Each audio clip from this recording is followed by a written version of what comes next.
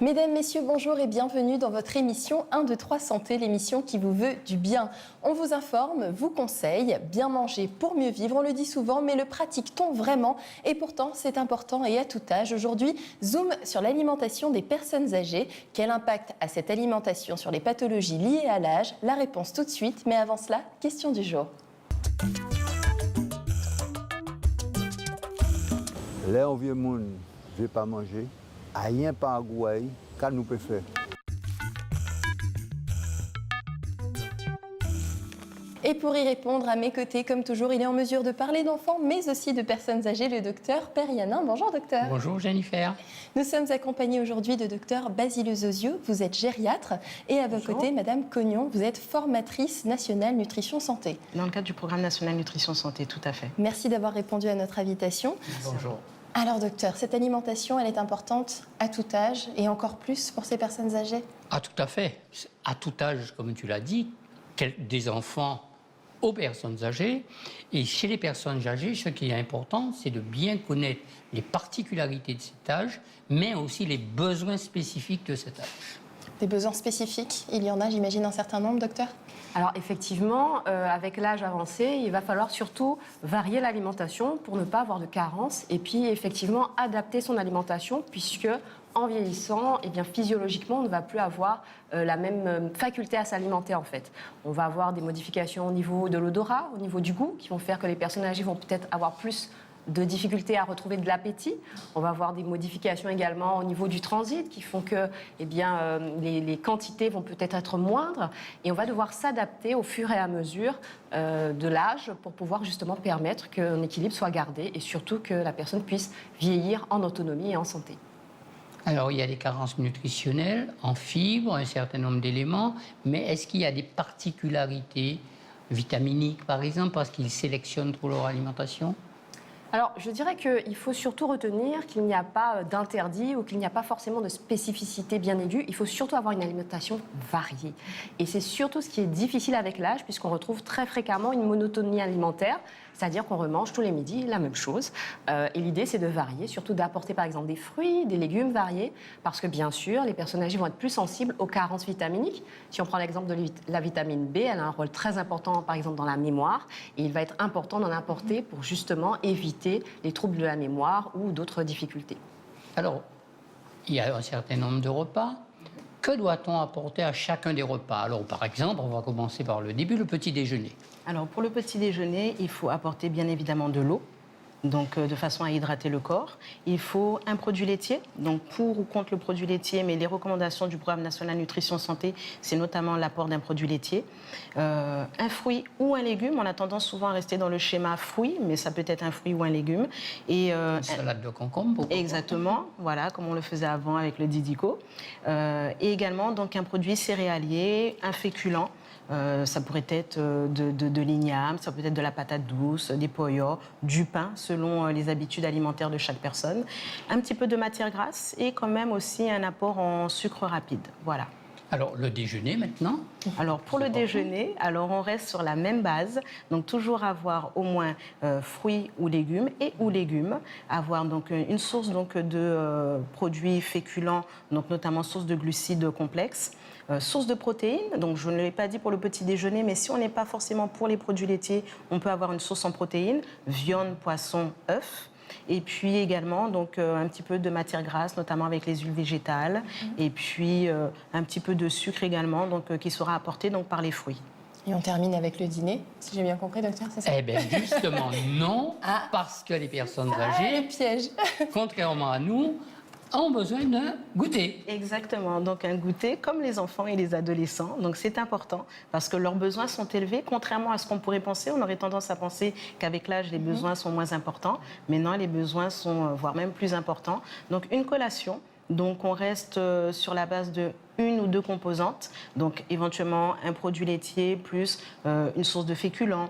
Ça peut être un fruit avec par exemple une source de féculents, donc tel que par exemple des biscuits avec par exemple un yaourt. Ça peut être un fruit ou une compote avec peut-être un petit morceau de pain avec du fromage. Voilà, donc toujours avoir en effet cette collation pour les personnes âgées, adaptée en fonction donc de leur capacité aussi à manger. Donc on arrive au dîner maintenant. Ok, il n'y a pas d'autre étape. Y a pas... On n'est pas en croisière. Alors pour le dîner, c'est la même base que le déjeuner. Donc on est sur fruits, légumes, sources de protéines, viande, poisson, œufs. Donc on peut très bien proposer par exemple un potage avec éventuellement une tranche de jambon ou peut-être un petit blanc de poulet, pourquoi pas. Avec une source de féculents, toujours penser aux féculents, même le soir. On aurait tendance à penser qu'il faut supprimer le féculent le soir, mais non, pas du tout, parce que c'est là où le corps va trouver l'énergie nécessaire pour cette période de jeûne, donc la nuit. Et puis après, un petit apport en matière grasse. Donc il faut toujours limiter la consommation des matières grasses, mais un petit peu de matière grasse également, et toujours penser à l'eau à chaque repas. Et le produit laitier. Merci beaucoup pour ces éclairages. Justement, quand cette alimentation ne se fait pas correctement, quels sont les premiers signes d'une dénutrition, d'une mauvaise nutrition ? Alors, les premiers signes vont être assez simples à repérer. Ça va être surtout la diminution des quantités, de la fréquence des apports et puis surtout la perte de poids. C'est pour ça qu'on conseille très régulièrement, en tout cas aux personnes à partir d'un certain âge, de surveiller leur poids. Et cette fois-ci, vraiment d'être très vigilant sur justement une perte de poids trop importante en très peu de temps. Parce que ça peut être un signe effectivement que commence à s'installer une dénutrition. Et là, justement, il va falloir y remédier et trouver en fait les causes de cette dénutrition. Alors, quand cette nutrition ne se fait pas correctement, quels sont les premiers signes qui vont nous alerter sur une mauvaise nutrition, une malnutrition de ces personnes âgées ? Alors, je dirais que le signe le plus simple à repérer, ça va être une perte de poids trop rapide sur un temps très court. Et là, il faut vraiment être très vigilant parce qu'il n'est pas normal à 80 ans de perdre 3 kilos en un mois, par exemple. Et à ce moment-là, il va falloir chercher les causes et y remédier. Alors, parmi les causes, il y a notamment la position, la façon de déglutir, etc. Je vous propose qu'on regarde un reportage et on en parle après.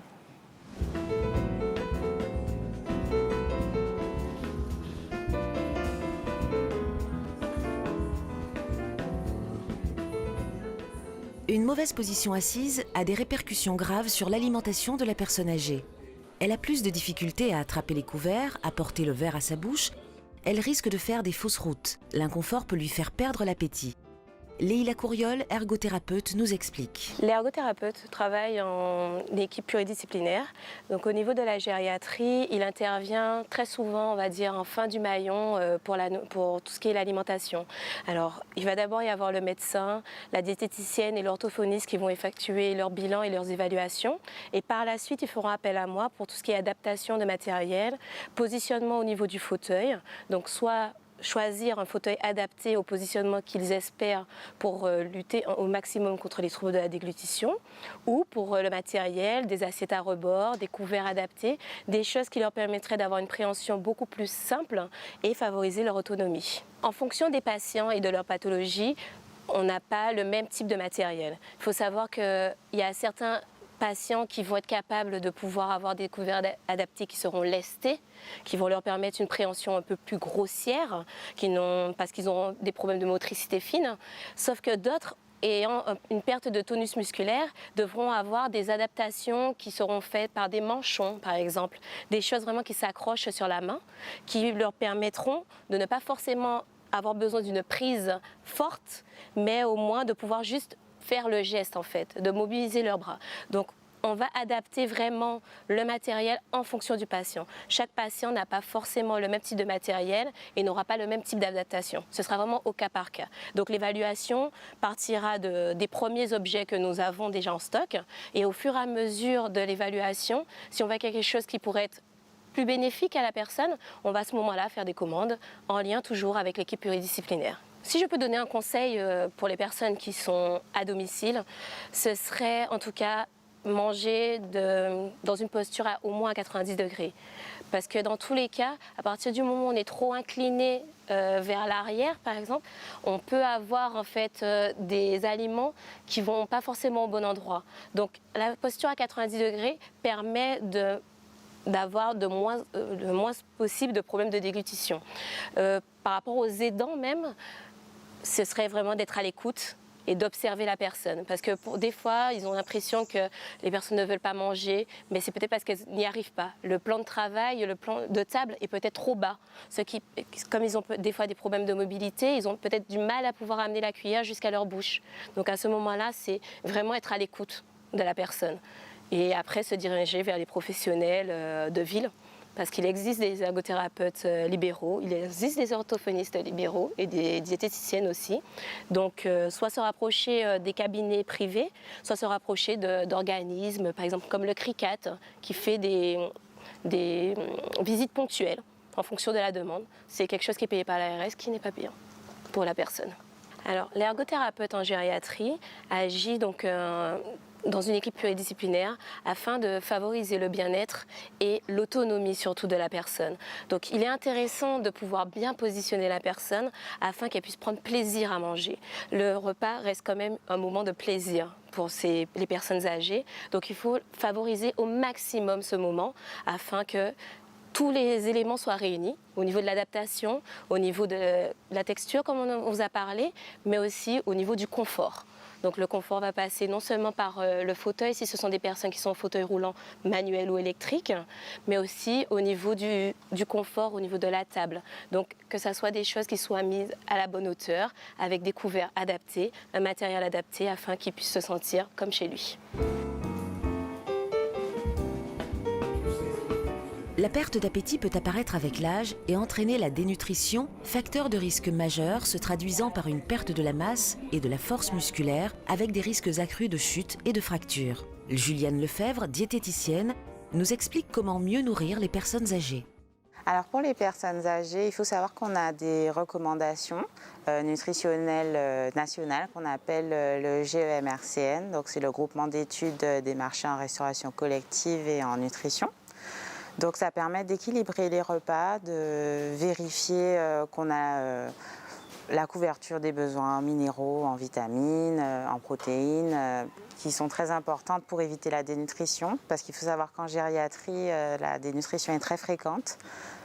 Si c'est maltraité, qui peut mener au décès de la personne âgée. Donc si c'est bien pris en charge, on va limiter les dégâts. Donc au niveau des textures pour les personnes âgées, il y a ce qu'on appelle la texture mixée. Donc des fois, ça peut être suite à un AVC, ça peut être dû à l'état de la cavité bucco-dentaire, si la personne a un dentier, si elle n'en a pas, etc. Donc on va proposer de la purée. Donc tout sera adapté. Il peut y avoir une entrée, des carottes crues qui vont être mixées ou des concombres, enfin voilà. C'est important que tout ne soit pas cuit non plus pour préserver tout ce qui est vitamines, minéraux, parce qu'il y a des vitamines qui sont détruites à la cuisson. On aura des desserts mixés aussi également. Après, il y a des choses qu'on peut écraser. Donc par exemple, une banane, on peut l'écraser, des poyots, des racines. Donc ça permet aussi à la personne de conserver les saveurs locales. Et après, c'est vrai que tout ce qui est purée, etc., c'est très important de mettre beaucoup d'épices pour qu'on donne du goût, parce que c'est vrai que c'est pas toujours très drôle de manger en texture mixée. Donc c'est important que le goût soit là pour conserver quand même un plaisir au niveau de l'alimentation. Au niveau du goût des repas, on est en Guadeloupe, donc on va essayer de conserver tout ce qui est local. Donc plusieurs fois par semaine, on va proposer des racines, des plats locaux type coubouillon, des blafs, des migans. Ils aiment beaucoup la morue aussi ici, donc on essaye chaque semaine de mettre un plat de morue varié. Ça peut être une brandade, une tarte à la morue, des acras, enfin voilà. Après, il faut savoir qu'on a des recommandations à respecter quand même. Donc au niveau des produits laitiers, au niveau des crudités, des légumes, le soir on aura souvent des potages ou des soupes. On va essayer de leur proposer le dimanche un gâteau tripes marbré, gâteau à l'ananas. On va essayer de faire des flancs coco, tout ce qui est à l'ancienne, un peu les crèmes de manioc, crème avec la farine de maïs, etc. Et c'est des choses qui leur permettent quand même, c'est important pour qu'ils repensent à tout ce qu'ils ont vécu, leurs souvenirs. Donc voilà, on va essayer de proposer un peu de tout et de proposer des plats locaux, de saison, le plus souvent possible. Et d'ailleurs, on a des producteurs locaux. Tout ce qui est racines, ça vient de la Guadeloupe, c'est sous vide. Donc voilà, c'est le plus important. Il faut savoir qu'en milieu collectif, donc dans les hôpitaux, dans les EHPAD, etc., on a des recommandations à suivre. Donc c'est important qu'on veille à l'équilibre nutritionnel des personnes âgées afin de couvrir tous leurs besoins et de bien prendre soin d'eux. Donc on fait en sorte de leur proposer des choses qui leur plaisent au niveau du goût, mais qui sont bonnes également pour leur corps, pour leur santé, et éviter qu'il y ait des carences ou trop de bonnes choses aussi qui peuvent leur faire prendre peut-être trop de poids et là, à ce moment-là, causer des problèmes. Mais le plus souvent, on veille à l'équilibre nutritionnel et alimentaire des personnes âgées. Alors justement, cette dénutrition est-elle fréquente chez les personnes âgées ? Alors, elle est plus fréquente qu'on ne le croit, en tout cas, encore plus dans les EHPAD, les maisons de retraite ou encore en hospitalisation. Et c'est vrai que c'est important de la repérer très tôt. Alors, vous avez peut-être des idées, des chiffres à nous donner ? Alors oui, en moyenne, c'est plus de 50 à 70% d'hospitalisation et même en EHPAD, donc c'est quand même très fréquent. Mais il faut savoir aussi que les personnes sont dénutries également au domicile, dans une moindre proportion. Là, vont surtout jouer le rôle de l'isolement social, le fait qu'en fait, lorsqu'on est isolé, on mange peu, on diminue ses apports, on fait moins souvent ses courses, et donc malheureusement, on se retrouve dénutri. Donc vous avez dit surveillance du poids, mais surveillance aussi des quantités ingérées à chaque repas régulièrement. Alors, les quantités ingérées sont importantes, effectivement. Après, il faut bien retenir qu'avec un certain âge, on va avoir beaucoup de mal à manger de grosses quantités. Il est tout à fait possible, alors à ce moment-là, de fractionner les repas. On peut faire 4 prises alimentaires par jour, mais aussi on peut avoir une collation dans la matinée si vraiment on a du mal à faire un gros repas le midi, par exemple.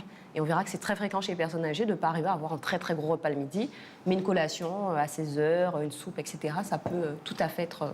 Il est important aussi de dépister précocement les difficultés à mâcher, par exemple, les morceaux ou certains types d'aliments. Tout à fait, c'est très important de repérer ce qu'on appelle les troubles de déglutition, puisque le risque, c'est d'avoir des fausses routes, des infections pulmonaires à répétition. Et ensuite, face à ces troubles, lorsqu'ils sont dépistés, s'ils sont liés à certaines maladies neurologiques, on peut adapter la texture. Mais là, c'est plus peut-être Madame Cognon qui peut nous en parler. Alors après, il faut savoir aussi qu'au niveau de la mauvaise alimentation des personnes âgées, on est souvent sur le schéma, je dirais, physiologique, mais il y a aussi le schéma psychologique qui est très important. Donc vous l'avez légèrement évoqué, en effet, en disant que l'isolement, mais quand une personne subit le veuvage, le déménagement des enfants, des petits-enfants, la personne n'a plus envie de s'alimenter, elle n'a plus goût à s'alimenter. Donc ça, c'est aussi très important d'en tenir compte et ce sont également des signes, justement, d'une mauvaise alimentation donc, de la personne âgée.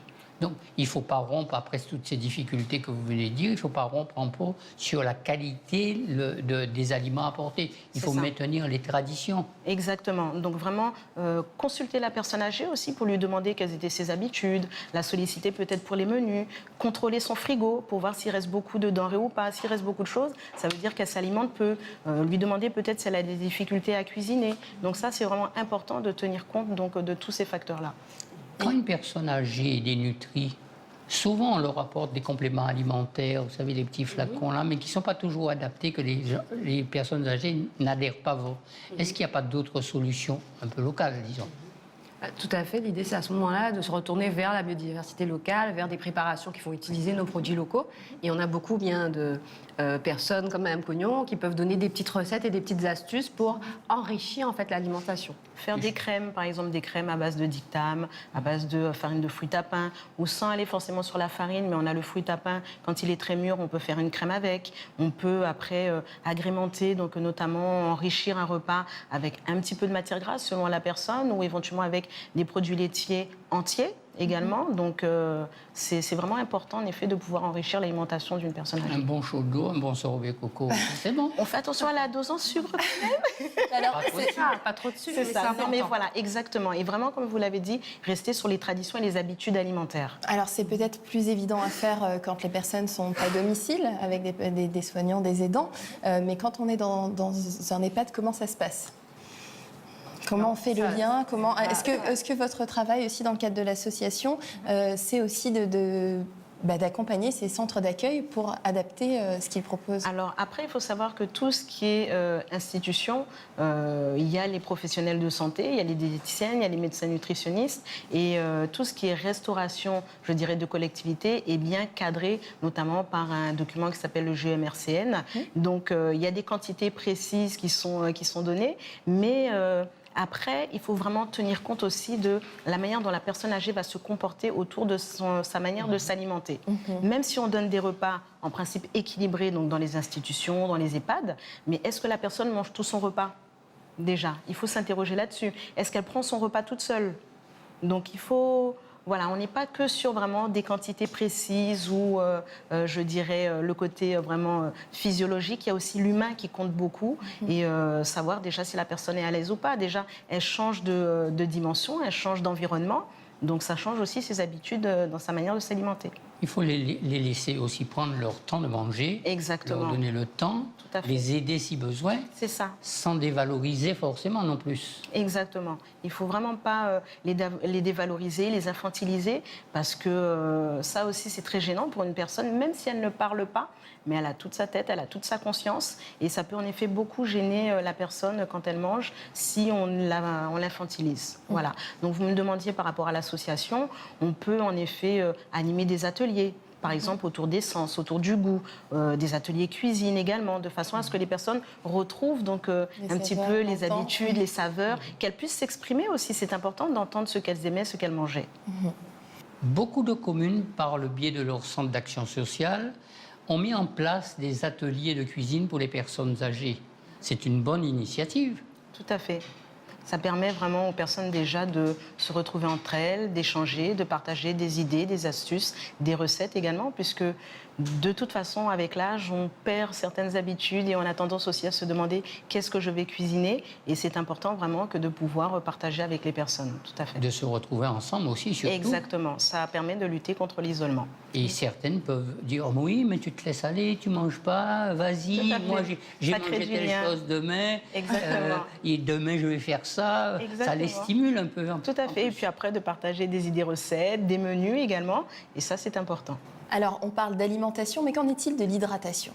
Alors, il faut savoir qu'avec l'âge, en fait, il y a un risque pour la personne âgée, c'est que très fréquemment, elle va avoir moins souvent soif et elle ne va pas se rendre compte d'ailleurs qu'elle est déshydratée. Donc, il va falloir surtout être très vigilant là-dessus et lui proposer à boire même lorsqu'elle n'a pas forcément exprimé l'envie de boire. Et après, effectivement, il peut y avoir plusieurs façons de s'hydrater, comme Madame Cognon peut nous dire. C'est ça. Donc, il est important vraiment de boire tout au long de la journée. Alors que ce soit bouillon, que ce soit infusion, que ce soit tisane, ça peut être le potage également, le matin, le midi, le soir, au goûter également. Vraiment varier les différentes manières donc, de s'hydrater, de boire. La tisane avant de dormir aussi. Exactement. C'est ça, la tisane. Le dernier verre. Exactement, tout à fait. Pour faciliter notamment l'endormissement. Surtout pour les personnes âgées plus fragiles ou les personnes qui ont des maladies neurologiques comme les maladies d'Alzheimer ou Parkinson. Là, ils vont être très très sensibles justement à la déshydratation. Et certains signes d'ailleurs de déshydratation peuvent être un petit peu trompeurs. Une personne qui est un peu plus agitée, un peu plus agressive, qui a des troubles du comportement ou des difficultés de mémoire, eh bien ça peut être simplement parce qu'elle est déshydratée. Et donc l'une des premières choses, ça va être d'être vigilant sur ces signes-là pour pouvoir éviter ce risque. Alors, on a parlé de l'alimentation. Le pendant, c'est l'activité physique. Il faut qu'elles aient une activité physique régulière aussi. C'est ça. Tout à fait. C'est important, en fait, qu'il y ait une activité physique régulière. Alors, on dit bien activité physique, pas forcément du sport. Ça veut dire une activité qui est adaptée, en fait, avec l'âge. Ça peut être du jardinage, ça peut être aller récupérer le courrier à la boîte aux lettres. Et surtout, ça va permettre d'éviter la fonte musculaire, la perte des muscles, qui est très fréquente avec l'âge, qui est un vrai risque et qui aussi nécessite d'avoir un apport de protéines très régulier pour éviter justement cette fonte musculaire qui va conduire en fait à ce qu'on appelle la gravatisation, c'est-à-dire la personne âgée qui ne se lève plus, qui ne se déplace plus de son lit. Ne pas faire le lit, le fauteuil, sortir dans le jardin, aller récolter des mangues, il y en a là maintenant. Tout à fait, aller récolter des pois d'Angole, source de protéines. Voilà. Exactement. Donc les protéines, qu'elles soient d'origine animale ou végétale, donc d'origine animale, viande, poisson, œuf, et d'origine végétale, donc notamment avec nos différents pois, les lentilles, donc les légumes secs notamment. Alors, il y a un autre aspect, c'est l'aspect socialisation, rencontrer du monde, rencontrer les petits-enfants, les voisines, etc., partager. C'est important pour qu'elles restent dans le lien, mais aussi dans l'actualité, regarder la télé, tout ça. C'est ça, et puis surtout dans cette dimension plaisir, on parle d'alimentation, mais souvent quand on parle d'alimentation, on a toujours ce schéma un petit peu alimentation restrictive, il ne faut pas manger ci, il ne faut pas manger ça, mais il y a la dimension plaisir également. Il est vraiment important de continuer à garder cette dimension, donc le plaisir de partager avec les enfants, les petits-enfants, d'échanger, et c'est vrai que parler des problèmes, parler des projets professionnels ou des formations des petits-enfants ou des enfants, c'est très important. Manger, c'est vraiment un acte social en fait. Ça ne concerne pas forcément que la personne âgée. Je veux dire, même nous, si on est plusieurs autour d'une table, on va y rester plus longtemps, on va manger plus longtemps. Si on est tout seul devant la télé, on va se faire un petit plateau et puis c'est fini. Donc ça, c'est vraiment très important. Je parle surtout pour les personnes âgées qui sont peut-être isolées chez elles, parce qu'on n'est pas dans l'institution. Bon, il y a plusieurs personnes, mais on n'y pense pas forcément. Donc aller manger le dimanche à midi chez maman, ça peut être aussi très important de ce point de vue-là. Inviter une voisine également.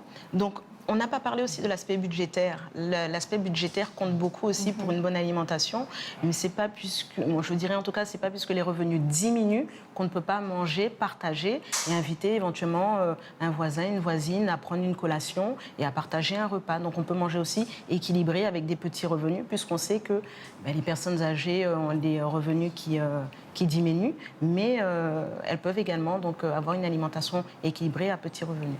Il faut faire un petit clin d'œil aussi au club de 3e âge, qui font ça très bien, qui font des choses, y compris danser un peu, c'est de l'activité physique. C'est ça, c'est ça. Et c'est important. Et on arrive déjà au terme de notre émission. Merci beaucoup de vos précieux conseils. Chaque semaine sur ce plateau, on sort grandi grâce aux professionnels de santé qui nous font l'honneur de venir nous accompagner. Merci docteur. Merci Jennifer, merci. Merci à vous. Et merci à vous, chers téléspectateurs, de nous avoir suivis. On se retrouve très bientôt pour une nouvelle thématique. D'ici là, prenez bien soin de vous. Et on se quitte comme à notre habitude avec la synthèse en créole. Messieurs et dames, bien bonjour. Jeudi là, nous avons fait docteur Basile qui parlait nous de l'alimentation à vie monde. Là où on prend l'âge, on a commencé des problèmes à manger. Parce qu'on a pas de goût à manger là, ou pas de problème à dents. Manger là, pas toujours à goût, des parfois pas ni monde pour faire manger. Docteur Basile, expliquez-nous qui genre ça important qui ces grands monde là bien manger pour yo pas trouver yo à dans ça yo ka crier dénutrition. Ou ka voir ça les ka commencer maigri, il ka fond. C'est pour ça faut peser yo souvent pour ça pas arriver yo. Fait yo manger régulièrement pour yo peut ça garder en bon l'habitude. Ba yo ça yo aimer et faire une belle petite présentation pour yo pas perdre goût là. C'est important aussi que vous faites si bon sport pour qu'on a toujours été debout. Nous bout pour jeudi jour, on nous été véatif pour qu'on a toujours été docteur.